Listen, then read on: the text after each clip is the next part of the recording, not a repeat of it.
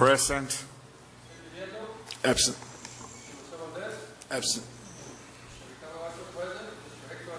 Absent. Absent.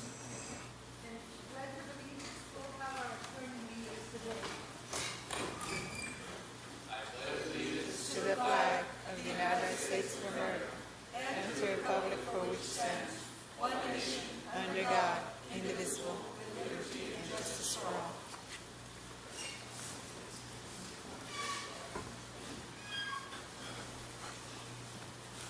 May we proceed? Thank you, Dr. Moreno.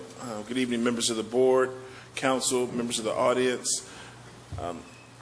This time I'll turn it over to our Chief Financial Officer, Ms. Flor Ayala, to take us through our first couple of agenda items, which include discussion and presentation to approve and or ratify the monthly disbursements for November 2016 at the regular board meeting of the Board of Trustees, January 2017, and discussion and presentation to approve monthly reports and other updates and reports, including unaudited financial statements, donations reports, and tax collection reports. Ms. Ayala.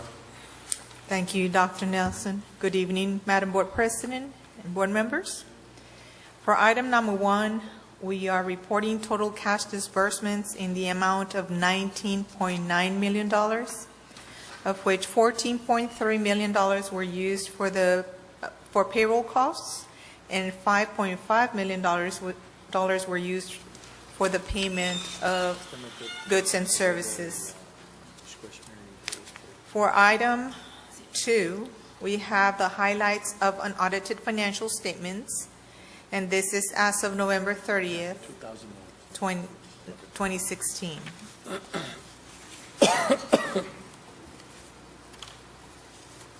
Under gifts and bequests, we have total donations for the month of November in the amount of $18,176, and the fiscal year-to-date donations in the amount of $50,900.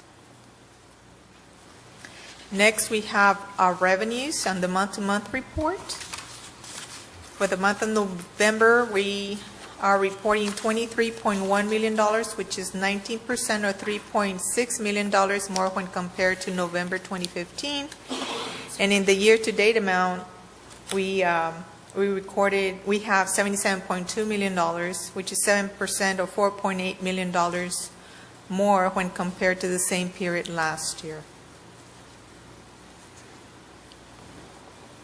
Next, we have Do we do a comparison to budget or only to other years? In this particular slide, it is period to period. Later on in the presentation, I compared against budget. Okay. Be sure you point that one out to us. Yes, Be sure to point it out to us. Sure, I'll let you know. Okay.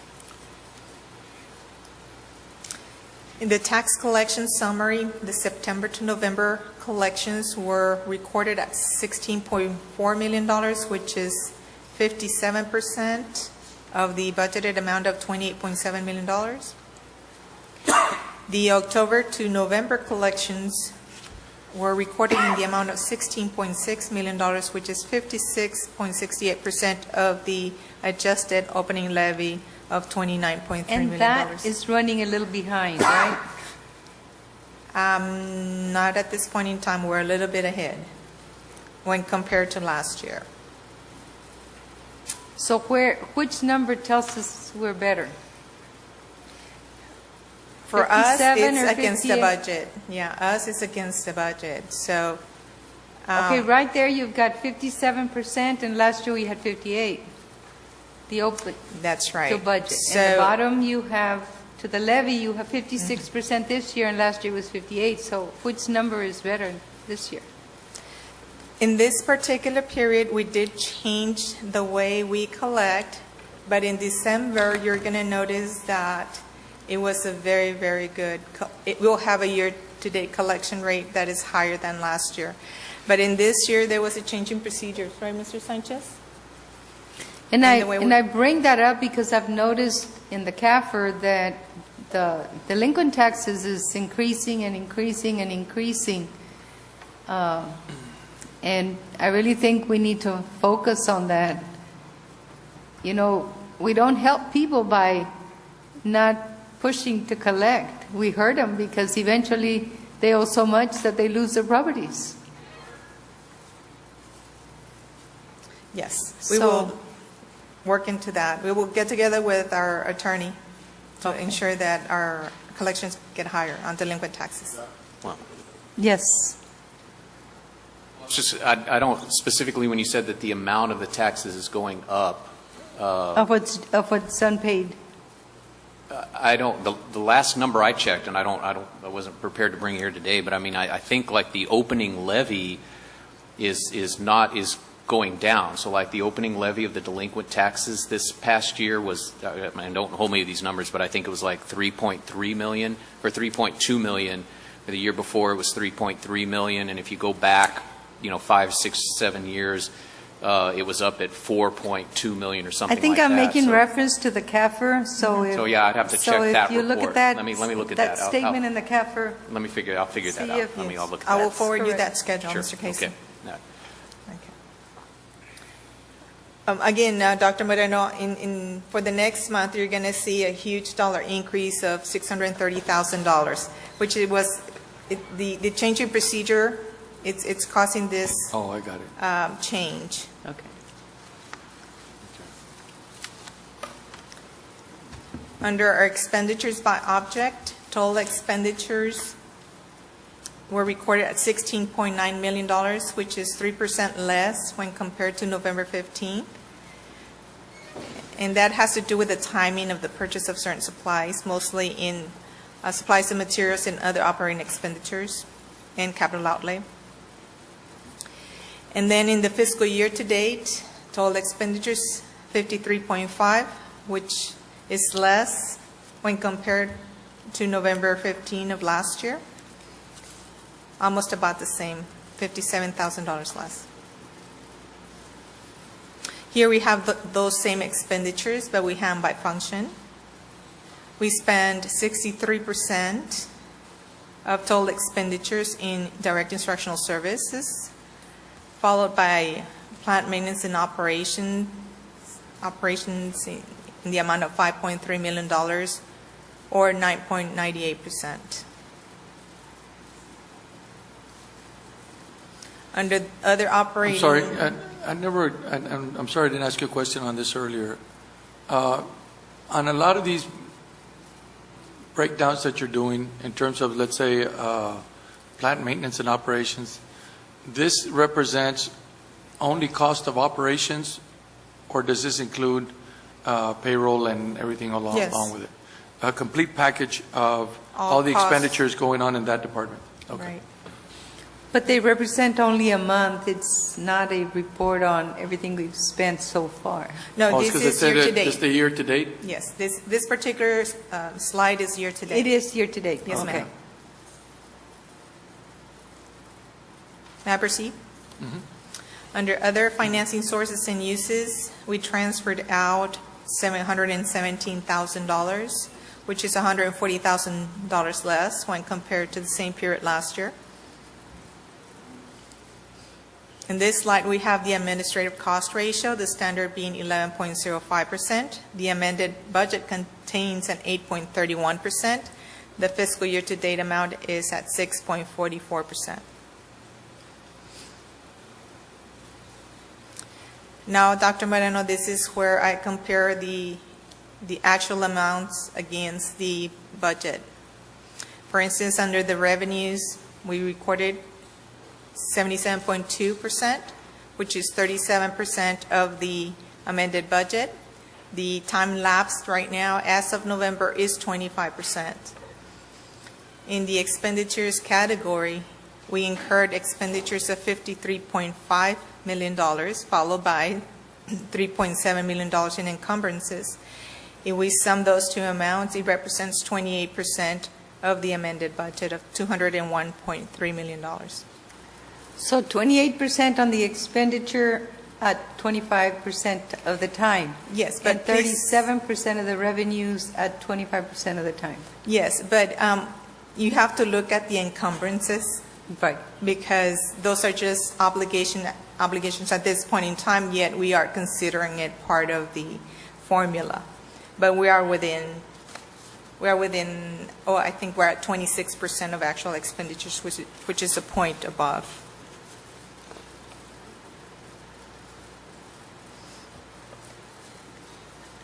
Under the Child Nutrition Program 101, revenues, $6 million, which is 28% of the budget of $20.8 million, followed by the expenditures of $5 million. And here we have a high encumbrance amount of 6.6. That's why you see a 55.9%. But they did spend within the 25% time-lapsed rate. Here, the E-rate fund, we have not received any reimbursements, so that's why we have zero. And our expenditures right now are at $22,000.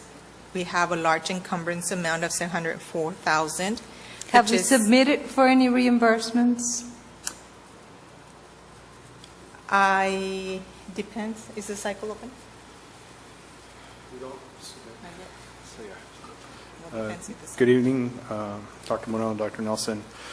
We usually request for reimbursement at the end of the E-rate fiscal year, which is July. Under the athletics fund, total revenues, $130,000, which is 64% of the budget of $202,000. And we have expenditures of $336,000 and encumbrances of $198,000.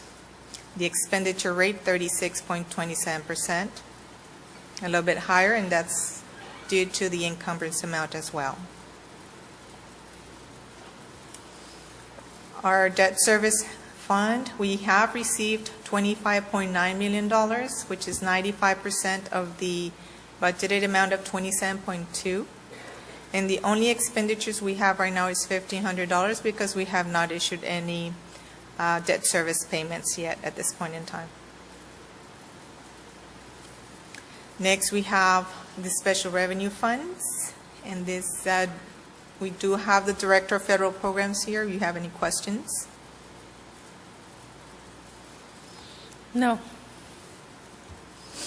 Well, let me ask you this. Are we at a good spending rate right now for the year? Okay, that's fine, as long as we're continuing. I do have some reports here that I can Okay, also give very you. good. They are year-to-date, and this is as of November. Okay. And here we have the summary of construction funds. I believe there was a question in one of the committee meetings as to what funds were available to spend. If you look at this particular column where it says available balance, those are the balances available to be used for any projects at this point in time. They have not been appropriated. So, Dr. Moreno? Yes. Thank you. So just so we're all on the same page, 2005 and 2006, we have a total of approximately $37,000. 37.5. Because that was the question at the operations Right. meeting is, what are the balances of our old bonds? So basically nothing in 04, 05, and 06. Correct. And so then in 2014, which is the bond that we passed in 2013, we have approximately $12.2 million, 11.2 of which is designated for the Performing Arts Center. So that 37, do we already have thoughts about how that's going to be used? We have spent 27.4, and we have encumbered 37. So we have 62.598 in total expenditures and obligations. So if it's encumbered, then we don't have the money anymore. Correct. So what, is the available balance 37 between those two The series? 33 and the 4,000? Yes. Has that been encumbered or is that available? These two, 33 and 4,000? Yes. Yes. This should be free to be used. Okay, Yes. Can we use it on the administration building? I don't think so. Those specific, not the 2006, because that's an IFA-funded bond. The 2005, Maybe. it was not part of the bond items, but then Nixon Well, wasn't either. identify something or an area that we can give us options. Absolutely. It all depends. If it's also interest that we just reported there, in Yeah. interest, we can buy equipment. We do have that flexibility. It all depends how it is coded. But most likely, we are going to close it by the end of this fiscal year. Okay.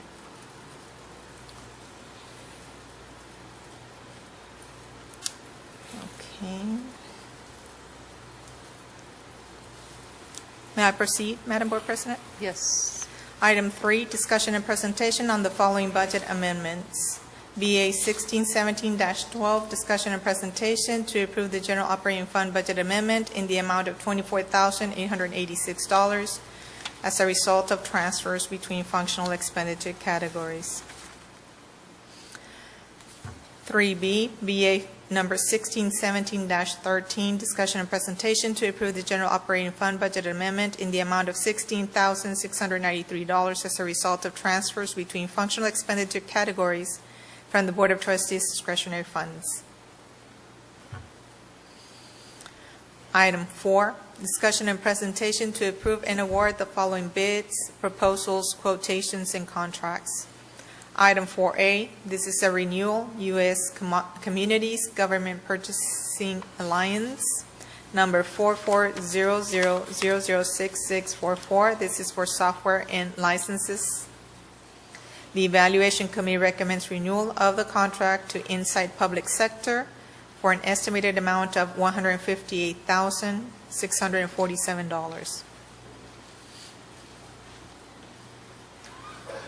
Item 4B, this is a renewal, RFP number 16-004 for operational software. The Evaluation Committee recommends renewal of the contract to Eduphoria for an estimated amount of $37,200.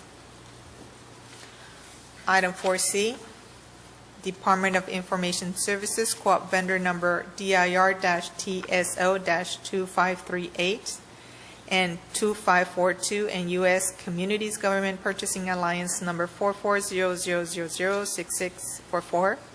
This is for virtual desktop infrastructure.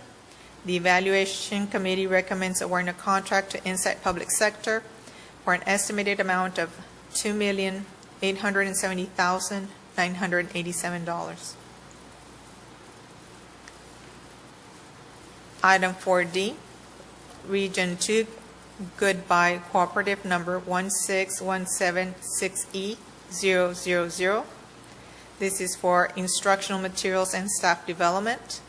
The Evaluation Committee recommends awarding a contract to Serious Education Solutions for an estimated amount of $75,000. Item 4E, Region 19, Allied State Cooperative Instructional Software. The Evaluation Committee recommends awarding a contract to Edmentum for an estimated amount of $30,000. Item 4F, RFQ number 2015-002. This is for civil engineering services. The Evaluation Committee recommends increasing the contract to SMB Infrastructure by $37,600. The board previously approved a contract for this vendor on July 16, 2015, to handle parking lot seal coating for elementary schools only. This increase will cover costs for additional projects for middle and high schools. And if the increase is approved, the total contract amount will be $116,850. Who is S&B Ltd.? Where are they from? Who are they? Yes. They are a local firm, sir. Have they responded? Are they working on this right now? Yes, no, the elementary schools? I know there was a time there when back in July, I'm sorry, what was the question? Have they responded? Remember, we had asked the question back in operations, back in July, that if they received the contract, that whether, number one, were they local? Number two, I don't think we had gotten, it took a couple of months for those, and I don't even know if they responded after all. Because this was awarded during a time when we gave 2 awards, and then they were one of them, and we asked if they were local. Yes. And I don't think they were 100% local at the time. But then we don't know whether they responded to they submitted some information, or they were part of they were a vendor, but when asked for information, they never responded. I think that's what we talked about. Well, this particular firm, they complied with all the procurement requirements, and I understand they have a local office here in Laredo. So they're ongoing right now? We've been working with them already? Yes, on this because we already project? approved the contract for the elementary campuses, so basically we went through the whole process of getting prices. We received the prices, and based on the amount, on the estimated amount, we were able to accommodate also the middle and the high schools in the budget for the actual work, not for engineering, but for the work. Yeah. Okay, good. No, I was just asking because I know there was a gap in there that they were not responding to you all in terms of because we wanted to award them the contract, but they weren't responding. No, this particular firm, we've been working with them, Okay, and very good. they've been responding pretty well. Have they done other work for LISD before? No. This firm is, you know how it is locally. Sometimes the engineers that belong to some firms, they move, but this particular firm, no, we haven't. However, we know some of the staff that they have. Obviously, they are a local firm, but no, we haven't done any type of work with this firm so far.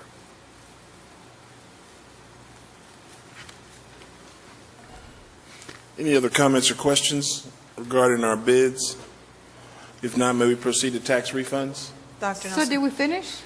There's one more, Oh, I apologize. which is related to the same project, and this is the procurement method for parking lot seal coating Oh, I'm for sorry. elementary, middle, and high school parking lots. Staff recommends approval of the request for competitive seal proposals as the method of procurement for the seal coating of elementary, middle, and high school parking lots. Item 5, Dr. Nelson. Tax refunds, we recommend approval as presented. Item number 6 is discussion and presentation on the superintendent evaluation calendar, instrument, and process. Dr. Moreno, members of the board, I know all 3 of you are very familiar with this process. The calendar, if approved in January, will follow what we did this last year with 2 formative evaluations, one in July, the same, and we'll be recommending approval on consent agenda. Any comments or questions? If not, may we proceed? Item number 7 is discussion and update on follow-up items. This is some feedback from the most recent summative evaluation process. I'm going to try and keep some things on I just want to make sure we're following up as we need to. So, number 1 on the Coca-Cola contract. As of today, we have not posted the RFP for the Coca-Cola contract as discussed last month. There's 2 reasons why. Number 1, we wanted to make sure that the board understands that we are going for an exclusive contract. I think that is a significant, exclusive versus non-exclusive is what we talked about. And in the event we bring a recommendation, let's say, for example, for Pepsi, well, then we cannot have Coca-Cola products in the Laredo Independent School District. So I started thinking about policing that and how we're going to hold our end of the contract, and that's something that we'll need to be prepared for after we complete our recommendation. The second thing is if you look at all the minutes on this conversation over the last 15 months, one of the conversations that we had was about, and I quote, pulling all the Coca-Cola machines out of the campuses.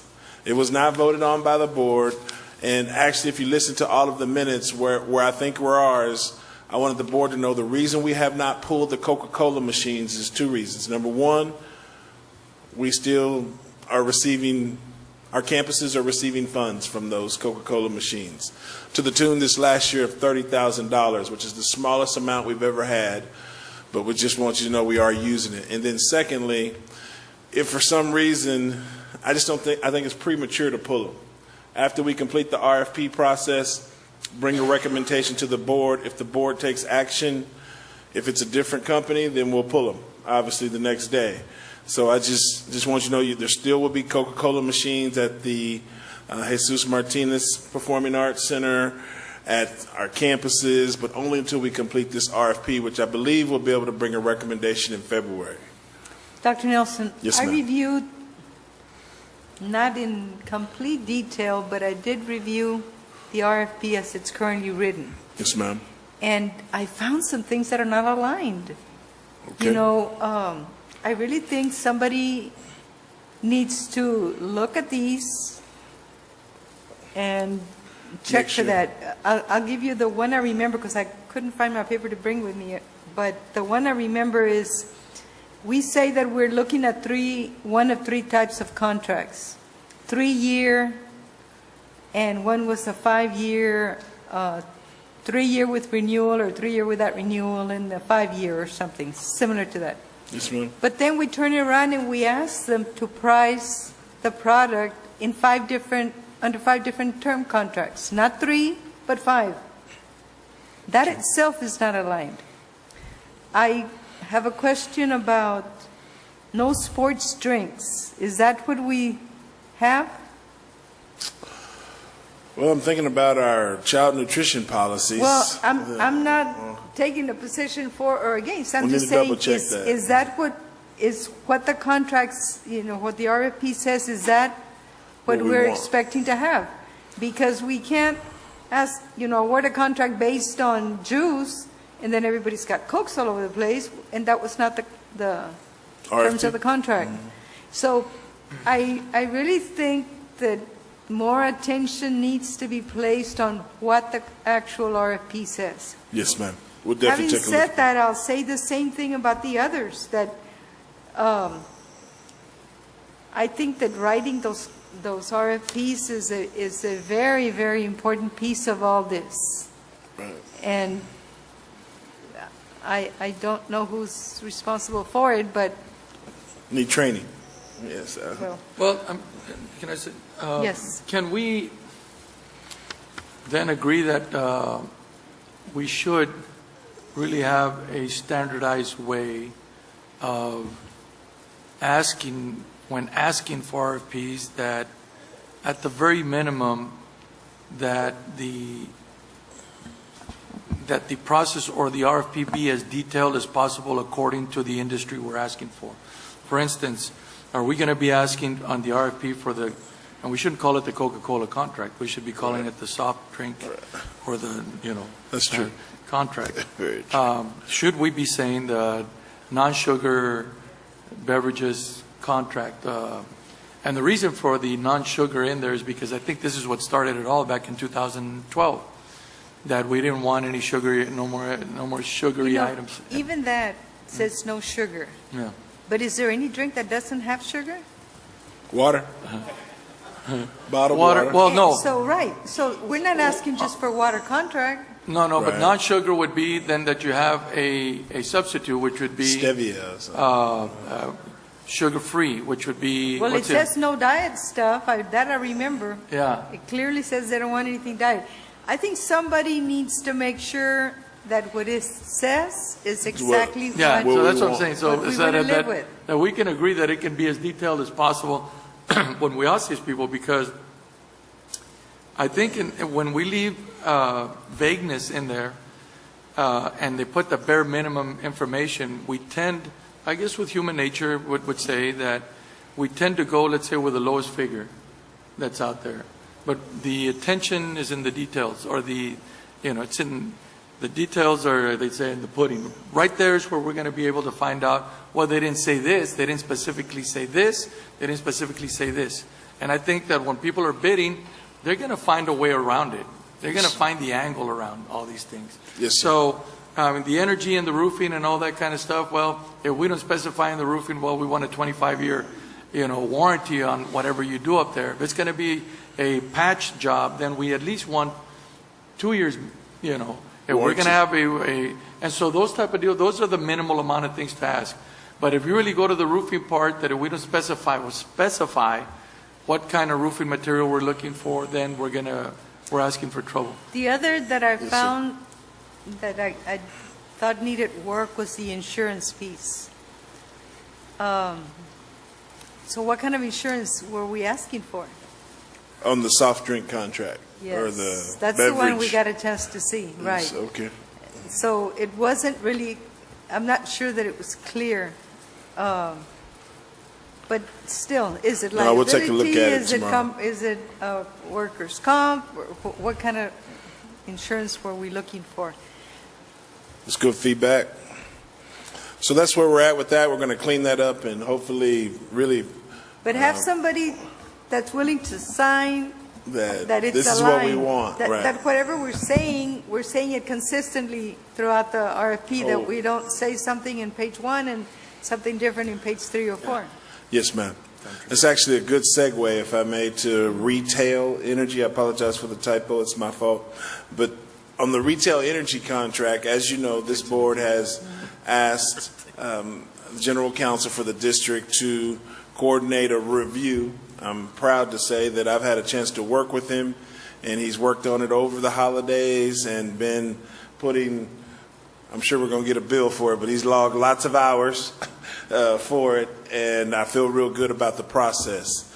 Now, what I needed to talk to you about, and I really need some direction here, is technically, and feel free to interact with Mr. Kazin however you'd like, or Mr. Kazin interject, but the bottom line is that on December 9th, that was the deadline to receive the responses for the RFP for energy.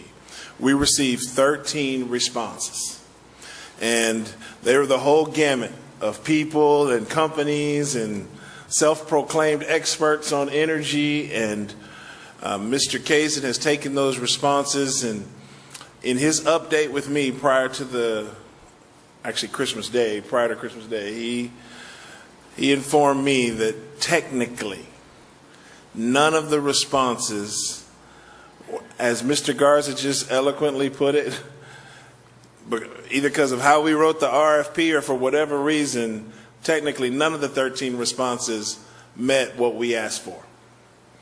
And in my conversations with some people that I know in this area, I just feel like, Dr. Moreno, we should stop and redo it. I think if the process is dictated by law, I don't think that we have if the law says that they're either responsive or they're not, then that's what it is. They're not responsive. I'm term going off the they use- comptroller's law, so Yeah. that's So- where I'm at. I think that'll keep us clean. We'll redo it real quick and make sure that the RFP, exactly what Now- Mr. Garza said. We need to also look at why they didn't meet those requirements. What were we asking for that they couldn't meet? Well, it's the whole gamut in the review. We had some people that just missed on a checklist. They didn't include one item on a checklist. There's others that didn't include 9 items on the checklist. So it's, So we have a checklist, and they go through and they check that they've done everything, and even though they didn't do it? yes, ma'am. Oh, I don't know. Well, or some of the respondents didn't even provide the checklist. One of the things that the respondents are asked to provide is provide all these documents, this information, and a checklist that marks off the information you provided. And some of them didn't even provide the checklist. So Right, it but you didn't know run what? Did it say that you needed to return that checklist Oh, filled out? yes, explicitly said that. Okay. So for whatever Because reason, the one for the Coke didn't say that you had to. oh, well, no, It this was one, available to you. this one did but say you it. It didn't said have to. return the attached checklist, so it specifically said that. But the intention is to go back and revise the RFP, not to just reissue the same one, revise Make it. it specific. Address, Just right. you know, As make- specific as possible. Because And we- if some things were difficult, then maybe they shouldn't have been there. Right. Sometimes in construction, you might want to ask for insurance, but Well, right. but you should ask for insurance within so many days if you're awarded the contract. You don't always expect them to go buy insurance when they're not sure they're going On to a get the maybe, contract. right. Yeah, or Information. or maybe on this energy services type thing with an electric company, maybe certain types of insurances aren't necessary for necessary appropriate for this type of contract. So Right, we're going to look at that, but We get can- more specific about the We can put information. that on a side note that says upon receipt of the contract, you have to provide us. Or yeah, the bond award of the information. contract is subject to being able to provide this documentation, something like that. But I think it sets a great precedent from this point on that when we should know, with the history that this school district has, we should know that, I mean, it's not like this school district has not seen these type of contract renewals, but as technology and time goes by, you know, I mean, there's certain items have to be inputted in there. I can tell you one thing, that some people do not include those things because I think it's part of their, it's sort of trying to find the secret sauce to it. You know, this is how we make our money, so we're not going to give you give that all our information. capital, intellectual capital. Yeah, Right, right, so right. we can't give you that information, our money. And to be quite honest with you, we're not interested about how you're making money, so long as if you answer it, we know we know everybody, I mean, people aren't bidding it because they're not going to make money. They're going to make money. But if we are asking for something that could be deemed disqualifiable if you don't answer it, then we have the right to do so. And it's only because we're just we're trying to make the field as level as possible so that everybody, and all of us, so next year we go out and do it again, or 5 years, we know exactly what we're talking about, that we're just not counting on them to be the experts, that at one point or another we become the experts at it. Well, and it's funny you mentioned that because in addition to making the RFP more specific and aligned with everything we want, you know, there's some consultant, you know, one of the things I took from my conversations with council is, you know, everyone has a different idea of how they're going to help us work on conserving energy. And some offer it right up front, some don't mention it, some offer for it's included in the price. As far as some of the consultants companies offering, well, they will offer services during the length of the contract to help you manage your usage and your peak hours and how it affects your rates and things like that. That's what that's what I was talking about. So we still got some work to do, but we'll be bringing it back in February. The contract does not end until May, and so we're working on We it. better hurry. and the prices. One word of caution also on that is that I don't know if it's going to be placed as part of the contract, but that we mention in there because it might not benefit us, or it might hurt us if we don't say sometime within the next 4 years we're going to be making a lot of adjustments to our let's say lights. We're going to be doing some capital expenditures that might reduce our light bill, reduce our energy consumption. Therefore, if the contract is stating that if you reduce your energy consumption, we're going to penalize you, so that we can lock it in at that point and say, even if we reduce it by X amount of kilowatt hours, then we do not get penalized. And Right, that type of thing. that's in there, right? So with that, Dr. Moreno, if you don't mind, I'd like to table the roofing discussion until we get into the budget requests. Fine. So item number 8 is discussion and presentation on the 2017. But are we moving forward to fixing our roofs? Absolutely. Matter of fact, why don't we just, Mr. Velasquez, if you could confirm where we're at on the architect selection and what is the timeline to keep moving forward. We'll save the conversation about funding sources for agenda item number 8. Okay. Yes, at this point, we have already an architect, a consultant firm with architects on board that will be taking care of the documents, the construction documents. We're meeting with them early next week. When do we expect to start some of the roofing work? I would say within a month and a half. You know, the drawings for this type of projects don't take long. So right after that, we're going to advertise, the actual work. And we'll get responses, and we're gonna tackle the projects right away. Well, let's We kind keep of it hurry. moving. We don't want to start the year the way we started it this year. Can you we'll identify take the ones? Well, you don't have to go into detail, but let's say if we have 20 roofing projects, Yes. out of those, how many have we taken care of already in-house?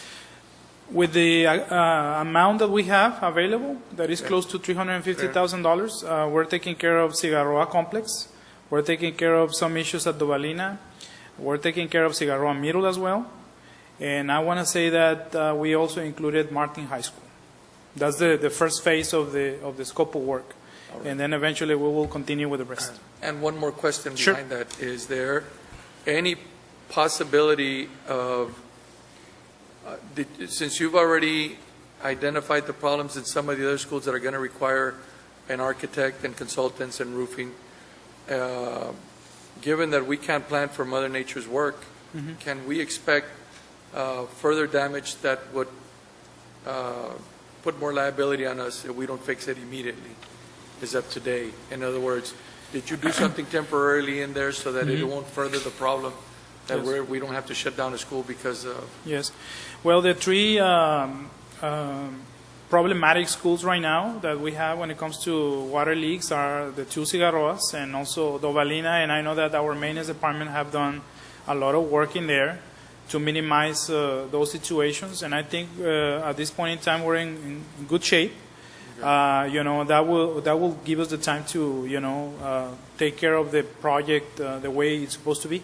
But they've been doing a lot of work, and after recent rains, at least at Cigarroa High School, the situation really improved after the application of the material on a temporary basis. Very good. So, We'll remind you that Nixon has problems too. Yes, yeah, under that's warranty. Yes, we're following up on that. Angel, and these architects are going to visit all schools? I'm sorry, sir.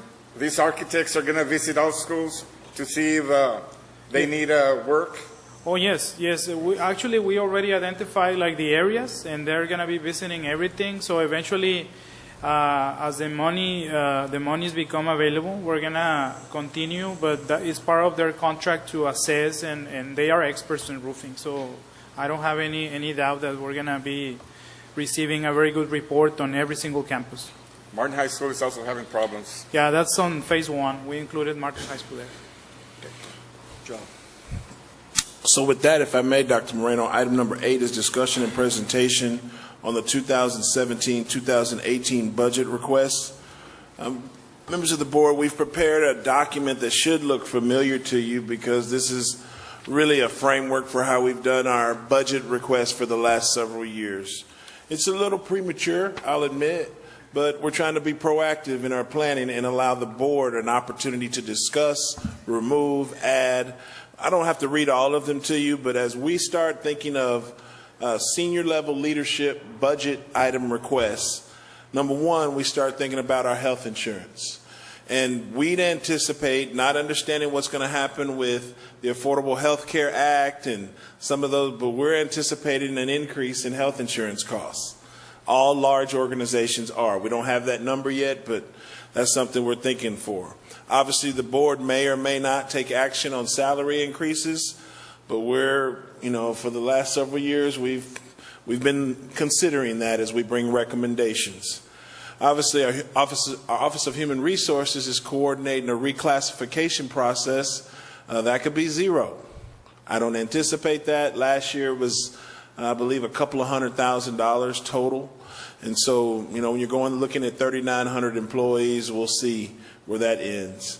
Then the two things I really wanted to talk about that, Dr. Moreno, we may need to figure out another way to look at this, but as far as the board and our team, senior level staff, in roofing, we have a long-range plan that is approximately $1.2 million to have every roof long replacement, everything we need to be up to speed with all roofs in the district is $1.2 million.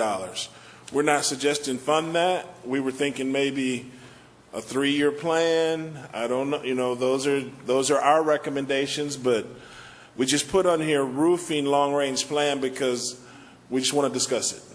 So we don't have to discuss it tonight, but. So, Yes, Dr. ma'am. Nielsen, first of all, it's very difficult to review new expenditures without having No. any sense of how much money we will have available. Okay. Are we expecting, what are we expecting? Right now. That's one comment Okay, that I I'm wanted sorry. to Yes, make. go ahead. Yes. Another one is, wouldn't we expect staff to come in and say, we want to save some money here and replace it with these costs? In other words, why is it that every penny that we spent last year, we automatically assume we're going to spend this next year? We're not making that assumption. Right, but we do, because we just come in and say, this is the new stuff. Well, what do we do with the previous stuff? Why is it that we don't ever put something aside? The other thing is that we should have a sense of the funding source for these. Is all of it general fund? Could any of this have come through another source of funding? That helps us to be able to identify to what extent we can afford something, or it is a good thing to spend money on that. If the Yes, funds ma'am. are there, then we can do that. But more importantly, since a lot of these is additional hires when we're dropping enrollment, and our CAFR shows that we've had an increase in personnel for the past 3 years at least, isn't it time we replace some people instead of just adding new people? Not that we don't want this particular job description for somebody, but to replace something else that we've been using. I think your guidance is excellent. That's really consistent with our plan. We're really just going through the first step is to summarize some of the budget requests that we've heard over the last 7 to 9 months into some kind of comprehensive list. Now, as you know how this works, they'll come back and we'll start striking things out because we found other funding. We've reduced, we've changed, reclassified positions that were once for this, and now it's. So your ideas are consistent with what we want to do. We just want to start in February with. To be honest with you, and I know this is something you're trying to minimize, but our 7 trustees may have ideas they want to add to this list, and I just wanted to facilitate that opportunity instead of being told in July, when do we get to add things to the list? So I'm telling you now, this is something, some of these things are from the board, some of these things are from staff, but yes, we'll Staff has to be ready to replace. offer solutions, yes. Offer solutions, Yes, not ma'am. just new money from where. So I won't go through the whole list. Just roofing and HVAC are 2 plans that I think are going to require some kind of conversation about our long-range plans. For air conditioning is about 1.1 million to be what operations calls perfect. But, so we'll just need to talk about. I won't read the rest to you because they're all, kind of sensitive topics, but one thing I did want to highlight is if we're approved for early college high school at Martin, at the Dennis D. Cantu, then technically Miss Arredondo can have no responsibilities with Martin. So I'm not sure if the answer is, and it might be, that we just downsize the assistant principals at Martin. Or I sense that not only the recommendation from staff, but I sense our need for safety and security is going to be to add another assistant principal at Martin. So we don't have to make those decisions right now. Curriculum is not here. They're working on end-of-course test results that we just received, but we've already been talking to federal programs about how to do some of our English language arts special ed ideas to support those data-driven needs.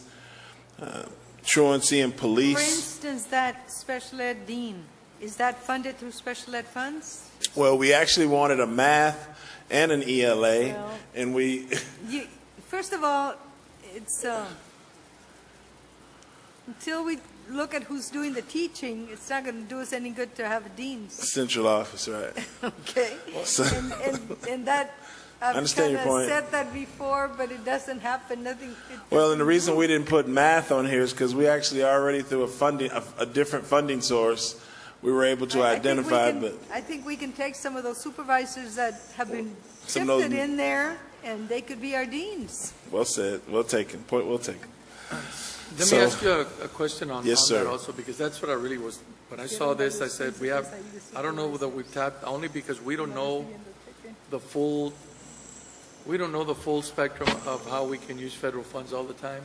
Right. And a lot of these things, and that's one of the conversations that I wanted to have more in detail in terms of the things that we need. And one of them was, do we have a contract with, or a assumed contract that we have to provide all physical structures in order when we ready and available when we're going to use federal funding for that particular class or that particular teaching method? and I'm getting to this, and I think I've asked it in the past, pardon my ignorance, I might have forgotten, but there's some of the things that sometimes I don't get that, for instance, we're talking about that special ed dean right now. I know that there's possibilities that any time that you mention special ed in there, that a totally different funding system comes into place. My question is that, well, if it's only for people, computers, fixtures, why can't it be for a physical structure also in repairs and maintaining for that? You mean like, and please correct me if I'm wrong, so you're saying like, why can't we use some of our special ed monies to fix the special ed wing? Correct. Or Special ed roof. yeah. Right, Yeah. special We're ed air having everybody conditioning. here. And it's, as crazy as it might sound, I just understand. never had an answer for that. And so I'm asking the question because if we know that we're providing and it's 100% of everything internally is federally funded, then why can't this kind of stuff be done? Or why can't we find something that might alleviate some of our expenditures and try and be a little bit more innovative in Yes. trying to figure out those type of things? Good word. But we'll definitely take a look at that. Yes, Dr. sir. Nelson, you mentioned that 1.2 million for roofing. Shouldn't we wait until the architects tell us how much it'll take to fix the roofs? Or are we going to tell them, we have 1.2 million to fix the roofs? How many can we do? Exactly. You do one or the other. So I'd anticipate an architect, and I don't know anything about the architect we've selected for roofing, but I'd anticipate if you let them tell us what all do we need, they're going to come back with $4 or $5 million worth of ideas. I like your idea of saying, hey, this is how much we have to spend and what are our priorities. So we'll look at both of those options and make sure we do a good last comprehensive review of our roofing needs and bring a plan in February. The same thing with air conditioning? Yes, sir. So that's all we have on that budget request. We'll continue to talk to the board about it and move forward with our budget planning. May we proceed? Thank you, Dr. Moreno. Item number 9 is discussion and presentation on adjustment of fees for the use rental of LISD Performing Arts Center and other districts' facilities. Dr. Moreno, members of the board, we've had this agenda item, I believe, in the last couple of months, and it's really came out of the ongoing use of the Performing Arts Center. I'm proud to report that we use that facility every day. I mean, we have all kinds of kids coming in and out of there, and I believe that we really rent it often. I mean, it stays pretty busy, and I was just trying to get in there for some time in a couple of months, and it's booked. So we just need to have this conversation. There's really two sides of this at the board level.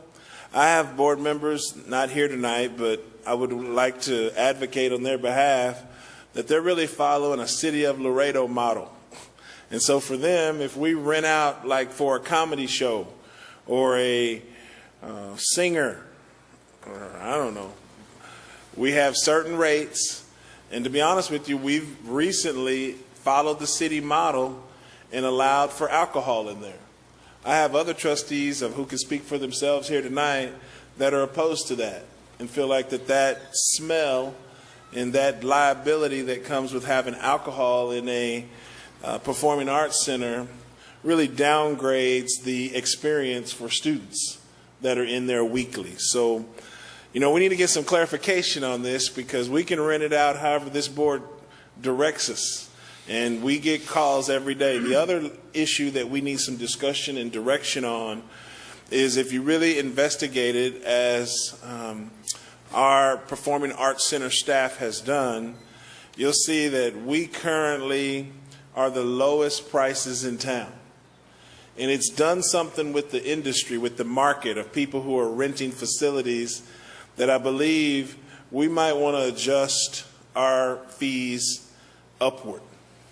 Now, it's something we need to look at. We have we've provided you some background information, and we can talk about it as much as you would like and go through our presentation. I think at this time I'd like to stop and allow Trustee Garza to make a few comments, because what happened was we talked about this last month.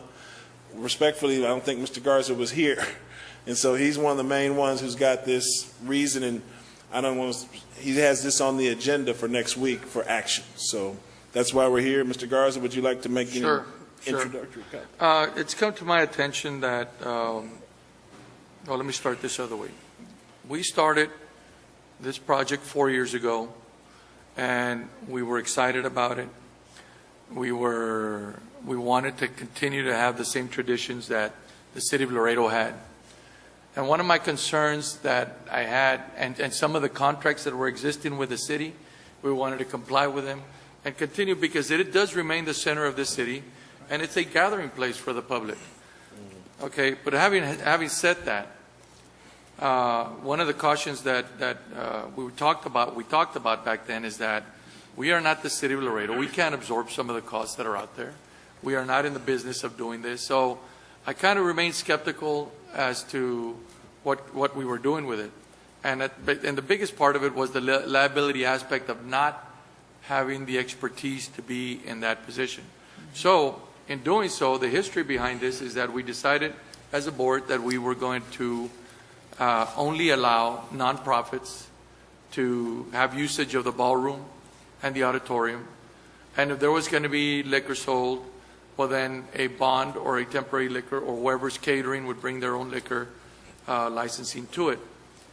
So, as human nature would have it, I think some people found an angle around it, and I'm not sure, and don't quote me on that, and don't hold me to that, but I think some people found it for alternative uses. And to me, that created our liability. Our liability grew with that. And I think it completely veered off from what the spirit of why we were doing this was veered off at the same time.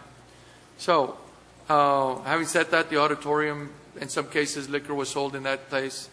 And in talking to staff, there's some hints and there's some odors of liquor in there because of spillage or whatever it is.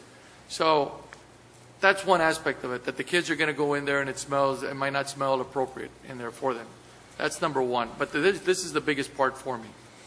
The biggest part for me is that the pricing that we had, knowing that we don't have the monies to maintain or give it to the public at a discounted rate anymore, because it's costing us money, that we're continuing to do that, but in doing so, we're giving it so low that now the public is figuring out that we are the lowest game in town, and we are hurting the industry outside of the Civic Center. Meaning that the private entities that do this for a living are being hurt by our own, I wouldn't say our own inability to adjust to what the market is asking for. So at this point, I'm trying to direct staff to try and figure out a way. Either we do one of three things.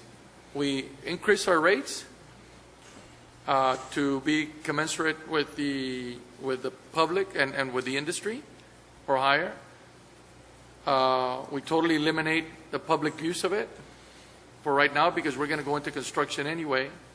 And three, whether or not we should continue to allow alcohol in one facility and not the other, or both facilities yes, or no on both facilities. And that's what we have to study, and that's what I would want staff to be directed to do. Thank you. So I would just add to that. I think the rates is a given. The increase in rates is a given. Okay. You know, the rest is, it's very objective. Well, then I will go ahead and say this. There was a trustee who's not here tonight. I had a chance to visit with that trustee about this, and he agrees with Mr. Garza that if we don't want to allow alcohol in the theater, then the board just needs to make that decision. It had not been made yet when we made those other decisions. So we were kind of going off of our transition with the city where they were working with it. Also want to be clear that what Mr. Garza is talking about is not what we call in the Performing Arts Center nonprofits. This is people who are making money. They're selling tickets, and people are coming in to see. So we have a great process, in my opinion, about nonprofits. And I think the word is out. And I think that's what this board wants, is to keep that building being used, and we have fee structures, but if they're not making any money and they want to come in and use the foyer, we work with them. What we're talking about here for board action, and as Dr. Moreno said, raising the rates, is for retail, commercial events. So I think we can take the feedback we've gotten. I'm sorry, Trustee Noyola, did you want to say something? Okay. I think we can take the feedback we've gotten from the three of you and prepare a recommendation on rate increases and how to, and you'll see the background that we're using. We're looking at the Tammy U Ballroom, we're looking at the SAC, we're looking at the Casablanca Ballroom, and I think we can bring a recommendation that will allow the board to consider increase in the rates. As I said, Trustee Garcia says we don't want to have alcohol in the theater. Well, let's make that decision. Last thing Trustee Garza said that's really important is we're about to shut down the Civic Center, the Performing Arts Center for who knows what the timeline's going to be, but we're trying to communicate that to the public. We have some major rentals in there, like, WBCA, and so we're trying to really time it in a way that our community is impressed with our planning. So we're going to try and really organize all that and bring evidence of planning to the board. Another consideration when you look at the fee structure is you get your increase, whatever year for whatever year it is, and then you get two other small increases so that we don't hit with a huge one initially.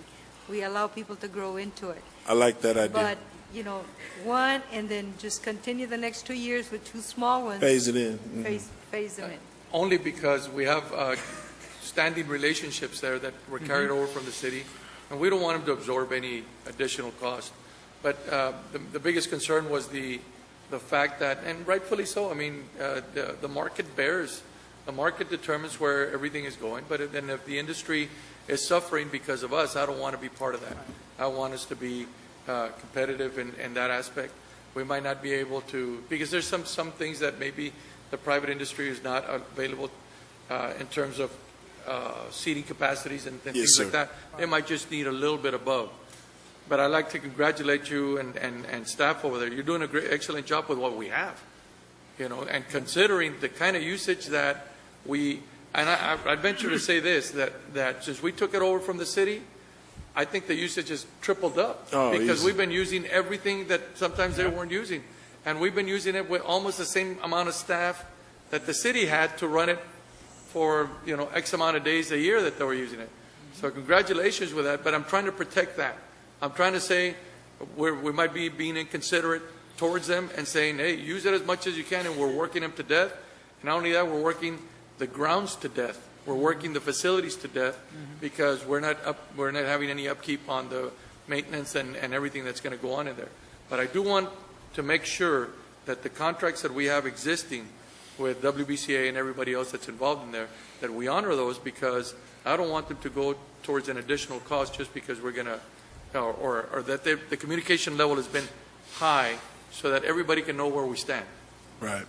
Well, we don't want to lose those. It's the Performing Arts Center is the hub of the city.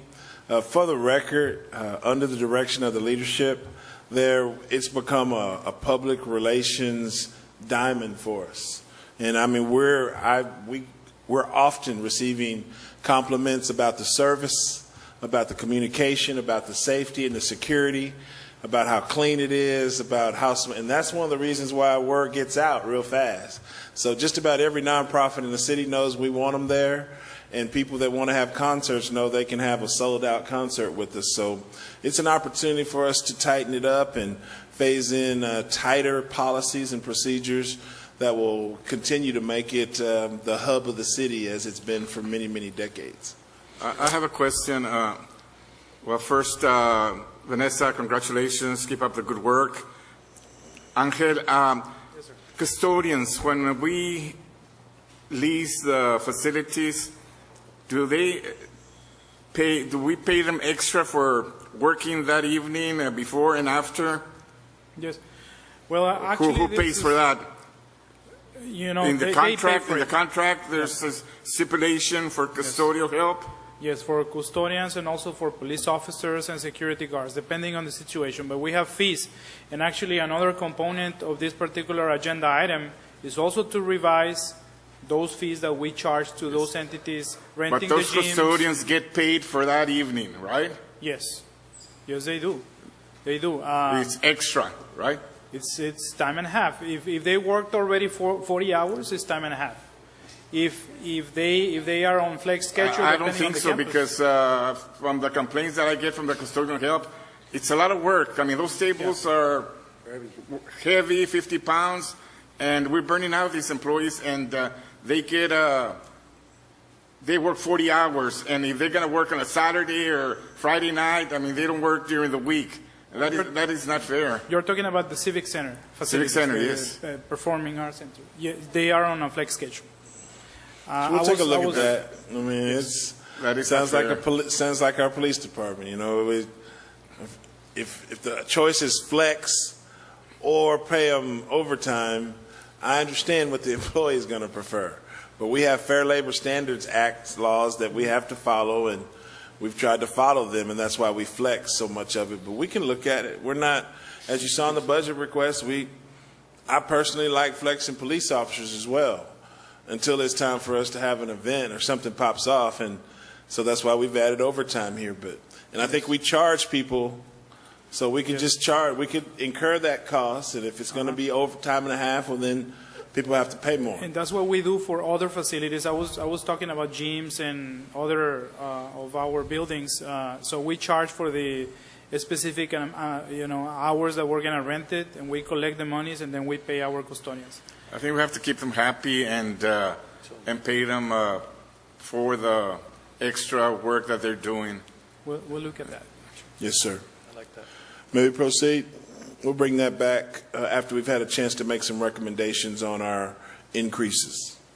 Item number 10 is discussion and presentation to approve the investment report for the first quarter ended November 30th, 2016, as required by the Public Funds Investment Act. Our Chief Financial Officer will take us through this agenda item. Ms. Ayala. Thank you, Dr. Nelson. The total interest earnings and the year-to-date interest earnings are the same at $267,298. The average quarterly yield was at 0.62%, which is slightly higher when compared to last quarter of 0.60%. The average quarterly yield is also outperforming the average 3- and 6-month Treasury yields at 36 and 51%, 36 and 0.51% respectively. In our investment portfolio makeup, we have 74.43% in the bank pool or money market accounts, and we have about 26% in securities and CDs. And that's because the banks are offering a better rate than the pools currently within that quarter. Are there any questions? If not, may we have permission to proceed? Thank you. Item number 11 is discussion and presentation to approve the local assessment fee commitment agreement from Region 1 Education Service Center for special service projects for the 2016-2017 school year for an estimated amount of $26,290.88. Ms. Ayala? Yes, Dr. Nelson. Every year, we pay the Region 1 Center for their assistance. And on the screen, you will see a list of services that they provide for us. And there is a price per ADA, and I'm trying to look for that. That totals to that amount of $26,290. Any comments or questions on that? We'll be recommending approval on consent agenda. May we proceed? Thank you, Dr. Moreno. Item number 12 is discussion and presentation on potential square footage requirements for the LISD administration building. Proud to report, boy, we've built some momentum in the development of our administration building, and boy, every staff member we have up here is wondering what that's going to look like and where we're going to be. And we've been calculating square footage. It's a preliminary calculation, but we basically have I don't have it in front of me. Can you pull it up? 20,000 square foot in needs. I'm sorry, go ahead. Yes, right now is the needs 115,000 square feet. Right. So like for 1.5? 115,000. Right. And so, now when you go talk to finance, they don't agree with that. They think the number's a little bigger. You go talk to student services, they want to know what the offices look like. So we're going to have to go through that process where we really, like right now, our accountants are pretty tight. And so we're talking about maybe spreading that a little bit. But currently, we have 115,000 square feet of central office space. Mm-hmm. That's what we're using. So for the record, the Ramada is 120,000 square feet. So we're good. Yeah. We're good. So Out of how many people in here who wants the corner offices? they all do.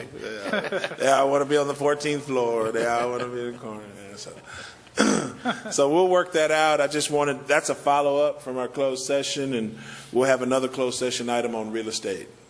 May we proceed? Yes. Item number 13 is discussion and presentation on the Transportation Alternatives Program grant. This was an innovative idea brought to us over the holiday by our board president.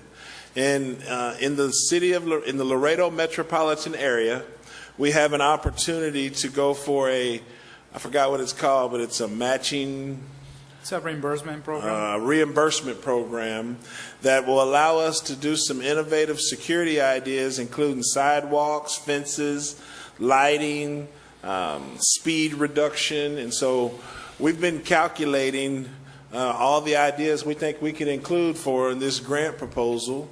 And you want to go to the next slide real quick? It's just two quick slides. That's information and some of the sites that we identified, as Dr. Nelson just mentioned, like one of the main components of this particular program is the funding for sidewalks. It can be repairs, it can be also new construction of sidewalks. It's kind of hard to see from your perspective, but there's like a yellow line in there. This is Alma Pierce, for example, and we have the need for sidewalks to connect the new upgrades to the playground equipment. We have also a basketball court in there.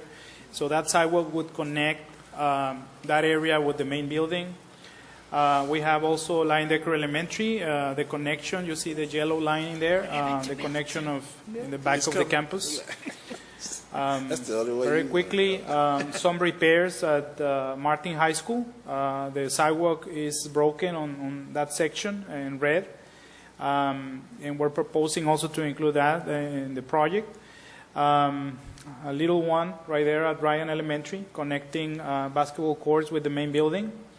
At Farias, we have, this is a safety issue, and currently parents and students are utilizing the vehicle gate on Santa Maria to enter the school.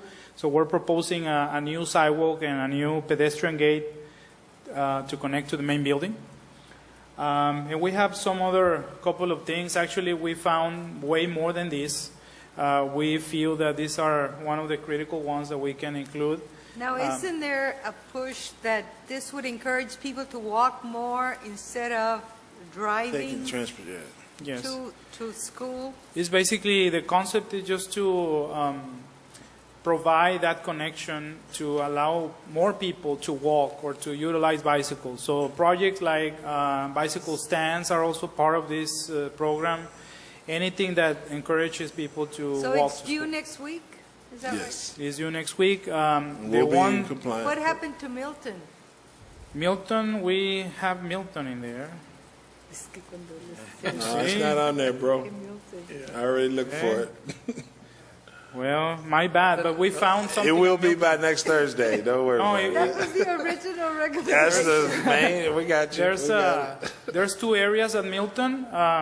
I guess it was my mistake, but I had it on my screen today. So there's one connecting. It's around the area where the city of Laredo installed the exercise equipment, and it kind of connects with the new canopy that we have at the. It would be the south side. But we do have two locations in Milton as well. They'll be included in this. Yes. So were you able to dialogue with someone from the city about this to make sure that we understood Not yet. exactly? That's the next step. I mean, there's a committee that evaluates the projects. I think the key element in here is just to make sure that we talk to the committee and kind of promote our projects. So that's what I'm going to try to do starting tomorrow. We have a new city council person there? Yes. Yeah, we'll find out who the committee is and forward the names to the board. The one thing is that it will require like the commitment from the school district to pay for the improvements in advance. And then once the project is complete, if approved, then we will get the money back. It needs to be placed in advance. Angel, on some of the schools you mentioned, you already have sidewalks. Are you talking about enhancing those sidewalks? Well, Yes. some of those campuses that I just mentioned, like for Lincoln has example, a sidewalk all over. Martin High School, the same thing. well, Martin High School, there's some repairs needed. Lion Decker, for example, on the back side of Lion Decker, Oh, the you know, backside. there's a portion of sidewalk, but it doesn't continue to connect to the parking lot. So basically, we're proposing just to extend those sidewalks to the parking lot. So there's new and repairs, new construction and also repairs in the package. Can you include fencing on this? Fencing, you know, it's allowed only if it connects to the street, not like for security purposes. This is just basically just to, as Dr. Moreno just mentioned, to encourage like people to walk. But pedestrian gates that connect to the sidewalk, yes, they are. Maybe look for another grant for fencing. Yes, sir. Sure. I mean, while you're at it, Discretionary. while you're at it, I think it'll be a good idea that, you know, parental involvement and everybody else that's involved with it, maybe at the high school and junior high level, that we encourage kids to walk rather than, I mean, I see this thing, and I've not complained, but I've certainly shown my concern over the past 4 years that it seems like everybody wants to be dropped off right at the front door, and I don't know that we've done enough to push people to say, hey, give your kids a chance to go. It's nice in the mornings for them to take a nice walk. You know, and I'm not saying from 10, 15 blocks away, but at least 5, 6 blocks away where they can enjoy and get the blood moving in there. But this is a good way for them to get going. I mean, it's just So something. that's the intent of the grant, is to Correct. get more students walking Yes. to school. That is correct. Are you getting help from our grant writer to write this grant? I've been in communication with him. You know, the grant is it's fairly simple to be, you know, prepared. The information that is in there, the difficult part is just to get the cost estimates and the linear feet and the volume of concrete and the cost estimate for all the construction. So you're That's- doing this grant, not the grant writer? Well, he's pretty much, you know, is there in case The we answer need to your question assistance. is yes. This is being coordinated by our Chief Operations Officer. Good. Okay. Any other comments or questions on that grant? We'll have another update on that and make sure we include Milton by the time we bring it for possible action. Okay. That brings us to item number 14, discussion and presentation of taxpayer request for waiver of penalty and interest in the amount of $0 and request to accept a late payment in order to qualify for the split payment option on property tax account 324-000-41010 for tax year 2016 by taxpayer Anna Alexander on behalf of HAC Properties Limited Liability Corporation.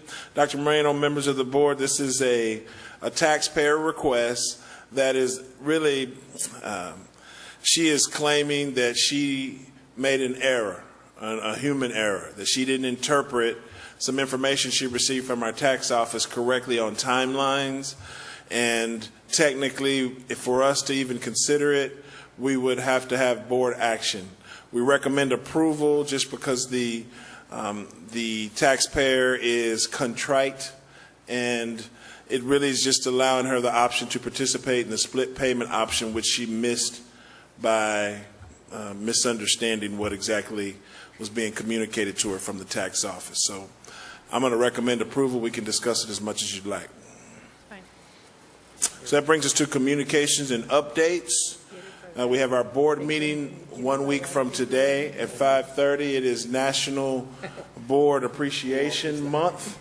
So we'll have a nice full house here to show just a small glimpse of our appreciation for the trustees and working on some video projects and I know the campuses have lots of artifacts they want to present the board, and I know that we've tried to organize that. Also, the day before the board meeting, I want everybody to please help me recognize our board president will be celebrating a birthday on January 18th. So I want to be the first to wish her happy birthday. Thank you. And are there any other communication? Tomorrow morning at 9 a.m. start your breakfast tours, starting at Dykes Elementary tomorrow morning. And I know Mr. Noyola would want me to congratulate the boys, Martin Tigers, who defeated the Nixon Mustangs. We always mention Nixon when they win, so now we're mentioning Martin when they win. Martin So, in there. yeah, they did. It was a great game. I want him to go all the way. So that concludes our communications and updates, Dr. Moreno, and we recommend. Don't forget to remind the school that they invited us. Yes, I will. This is the one from last year. I do. Oh, okay. Remember? I do. Do they know that day, right? Yeah.